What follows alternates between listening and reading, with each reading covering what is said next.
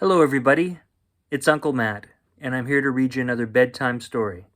Today's bedtime story is She Persisted Around the World 13 Women Who Changed History. Written by Chelsea Clinton and illustrated by Alexandra Boiger.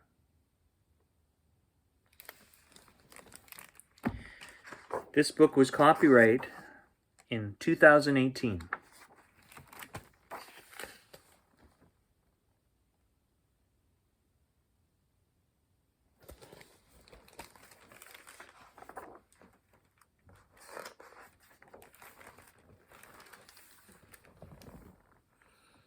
It's not always easy being a girl, anywhere in the world. It's especially challenging in some places. There are countries where it's hard for girls to go to school and where women need their husband's permission to get a passport or even leave the house. And all over the world, girls are more likely to be told to be quiet, to sit down, or to have smaller dreams. Don't listen to those voices. These 13 women from across the world didn't. They persisted.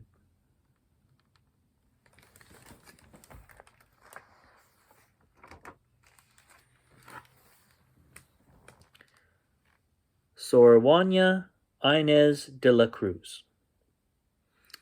At the time, Sor Juana Inez de la Cruz was growing up in Mexico. Most girls did not go to school. After reading and studying on her own, Juana Inez asked her family if she could disguise herself as a boy so she could go to university. They said no. She persisted.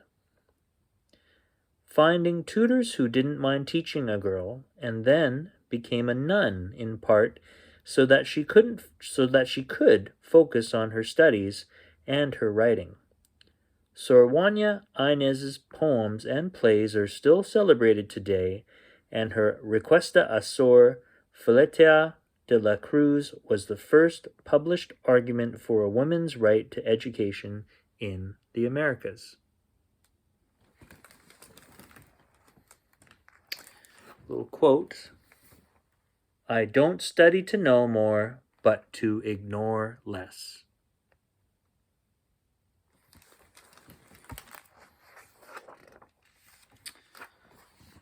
The next woman is Caroline Herschel. Although Caroline Herschel's mother didn't think girls should be educated, her father taught her alongside her brothers. But after typhus left, Caroline permanently stunted at just over 4 feet tall. Both parents thought her only future was to be a servant. She persisted, leaving her native Germany to live in England with her brother William, who supported her efforts to further educate herself, including in math and astronomy. Together, they studied the night sky, and on her own, Caroline became the first woman to discover a comet. Today, several of the comets she found bear her name. A quote, however, long we live, life is short, so I work.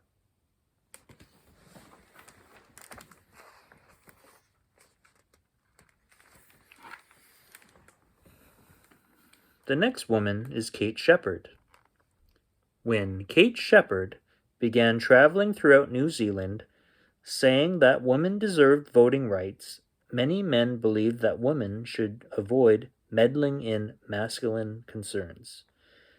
When Kate first tried to get Parliament to give women the right to vote, they didn't listen, even though she brought them many petitions that thousands of women had signed. Still, she persisted. And in 1893, New Zealand became the first country to grant all women, including Indigenous Maori women, the right to vote. A quote, we are tired of having a sphere doled out to us and of being told that anything outside that sphere is unwomanly. We must be ourselves at all risks.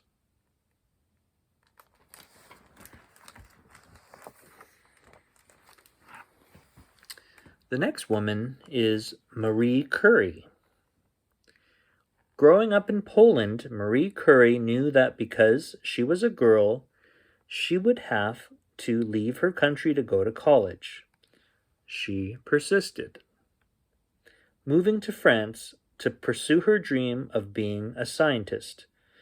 Her work in radioactivity, the way that some materials give off energy, led to her becoming the first woman awarded a Nobel Prize in physics. A few years later, she discovered two new elements, one of which she named polonium after her home country. For that work, she also won her second Nobel Prize in chemistry. She was the first person in the world, man or woman, to receive two Nobel Prizes. And a quote, "Nothing in life is to be feared. It is only to be understood."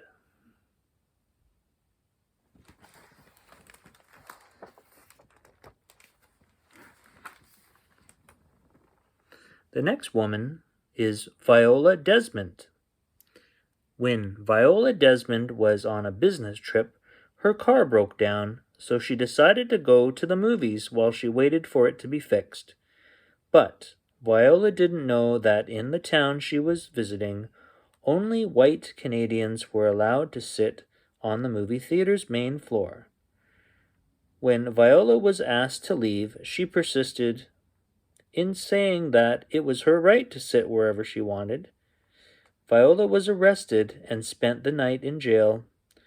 Her decision to fight the charges against her helped start the modern civil rights movement in Canada. And a quote, "I didn't realize a thing like this could happen in Nova Scotia or in any other part of Canada."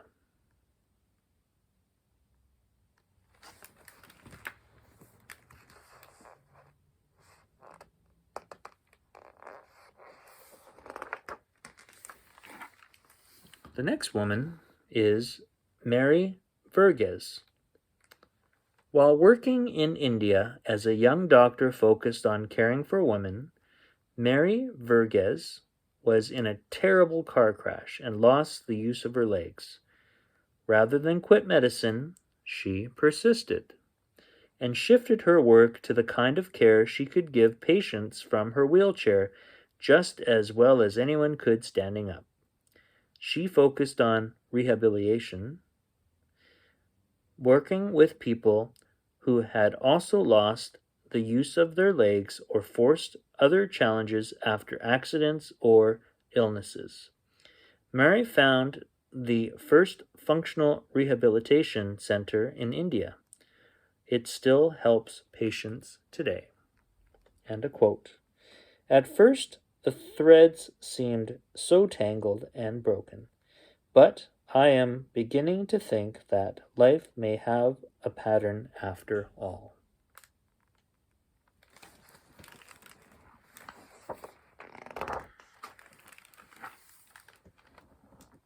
The next woman is Aisha Rateb. After going to law school, Aisha Rateb hoped to become a judge in Egypt. But the then Prime Minister told Aisha that she couldn't because a female judge would be against the traditions of society. She persisted in doing important legal work, helping to write a new constitution for Egypt, crafting new rules to protect women and people with disabilities, and serving as Egypt's first female ambassador. More than 50 years after Aisha was told no, the first woman was appointed to Egypt's highest court, thanks in part to Aisha. And a quote, "When I proposed changing the laws before, the fanatics staged demonstrations against me. We will continue to fight for reform."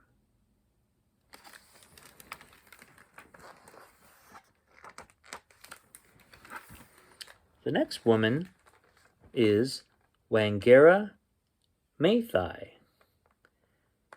As the first woman in East and Central Africa to earn a doctorate degree and become a professor at the University of Nairobi, Wangari Maathai made two of her dreams come true. Still, she wanted to do more. Horrified by how many trees had been cut down across Kenya, Wangari started to plant trees.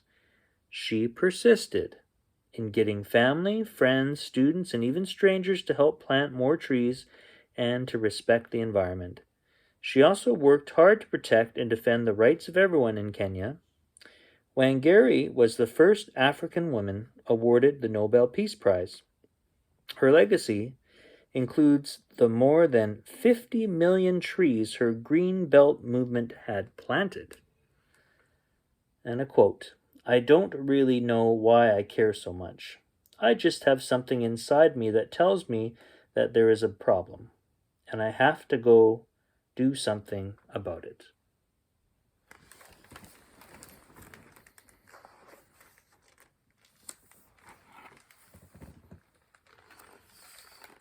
Okay. The next woman is Joanne Rowling. As a little girl in the United Kingdom, Joanne Rowling knew she wanted to be a writer. After university, she spent years creating the Harry Potter world, while also working full-time. Even though many publishers rejected her first book, she persisted. The publisher she finally found worried that boy readers might not want to read a book featuring a boy wizard written by a woman, and asked Joanne to publish as J.K. It sounded less female. Today, the Harry Potter series is the best-selling book series in history, with more than 400 million books in print in 80 languages, and its author is famous as the woman who brought more magic into the world. And a quote, "We do not need magic to transform our world. We carry all the power we need inside ourselves already."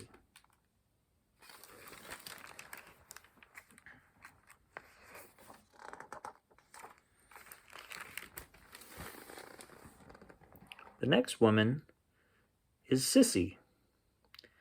When Cicilide Sissy Lima do Amor was young, it was against the law for girls to play soccer in Brazil. But Sissy wanted to play, even if she got in trouble, so she persisted. First in secret, turning other toys into soccer balls and practicing whenever she could. Eventually, Sissy's parents got her a soccer ball. When she was 14, 2 years after Brazil made it legal for girls to play soccer, Sissy started playing professionally and then joined the first Brazilian women's national soccer team.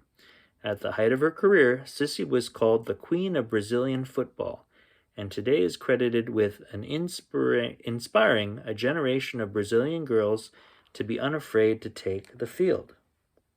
And a quote, "One of our goals is that people in society will accept that girls play soccer."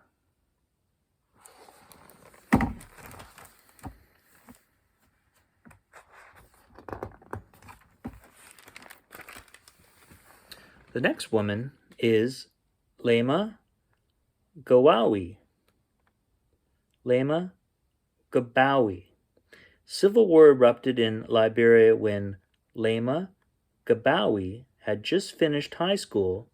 Living through the war inspired Lema to become a trauma counselor to help other children affected by conflict. When civil war broke out again years later, Lema knew she didn't want to simply live through it this time or help the victims afterwards. She wanted to help end it. She persisted, bringing together thousands of Liberian Christian and Muslim women to peacefully protest the violence. Their effort helped end the war and led to safe, free elections in which Liberia elected its first woman president. For her work, Lema was awarded a Nobel Peace Prize. And a quote, "The more I did, the more I could do, the more I wanted to do, the more I saw needed to be done."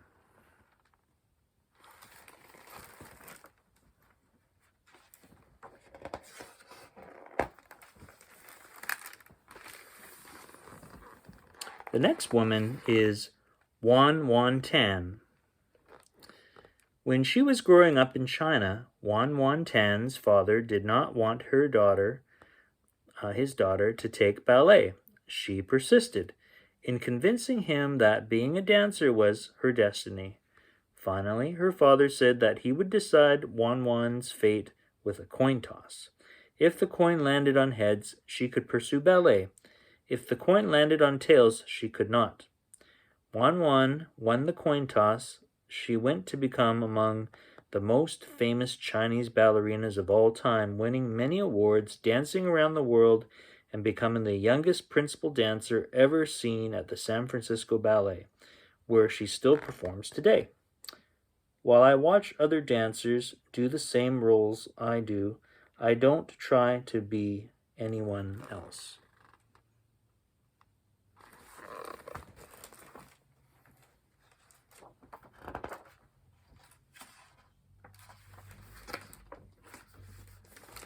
And the last woman is Malala Yousafzai. Malala Yousafzai. When Malala Yousafzai was 11, she began writing about how much she wanted to get an education, even though her people in native Pakistan thought girls shouldn't go to school. Malala was threatened many times, but she persisted in writing about her dreams for herself and girls everywhere. When Malala was 15, a man boarded her school bus and shot her, targeting her because of her courage in standing up for girls' rights to go to school. Even after she was hurt, Malala didn't give up. She is the youngest ever Nobel Peace Prize winner and still works hard in the hope that one day every child will be able to go to school, all while she herself is still in school. A quote, "One child, one teacher, one book, and one pen can change the world."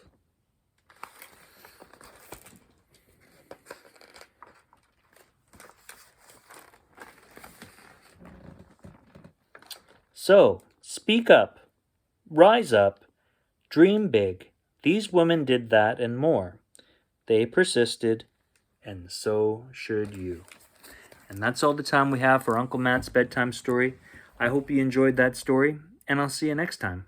Goodbye.